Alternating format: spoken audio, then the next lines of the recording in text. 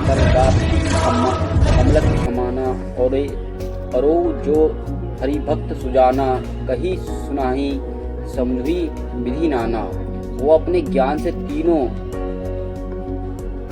कालों को बातों को हथेली पर रखे हुए आंवले के समान जानते हैं और भी जो सुजान भगवान की लीलाओं का रहस्य जानने वाले हरि भक्त हैं, वो इस चरित्र को नाना प्रकार से कहते सुनते और समझते हैं। दोहा। मैं पुनि निज गुर सन सुनी कथा सो सुख रखते समझी नहीं तासी बालपन तब अति रहू अचेत। फिर वही कथा मैंने वाराह क्षेत्र में अपने गुरुजी से सुनी, परंतु उस समय मैं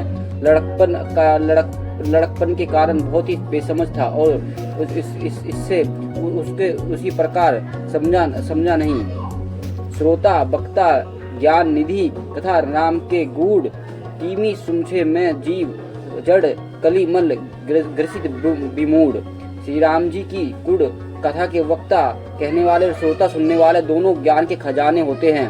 मैं कलयुग के पापों से ग्रसा हुआ महामूढ़ जड़ जीव हूँ और भला उसको कैसे समझ सकता था। तदापि कही गुरु बरही बारा समुझी परी कुछ मति अनुसारा। भाषा बद्ध करीब में सोई मेरे मन प्रबोध चोई होई। तो भी गुरुजी जब मेरे बार कथा कही और तब बुद्धि के अनुसार कुछ समझ में आया और वही अब मेरे द्वारा भाषा में रची जाएगी जिससे मेरे मन को संतोष हो। जस कछु बुद्धि विवेक बल मेरे तस कहियु हिया हरि के प्रेरे। निज संदेह मोह भ्रम हरनी करो कथा भाव सरिता तरनी।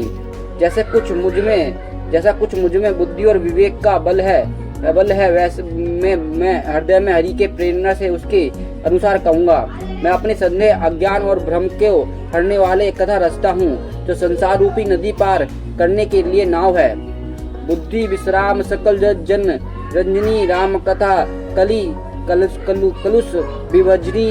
राम कथा कली पनंग भरनी पुनि विवेक पावक कहूक अरनी।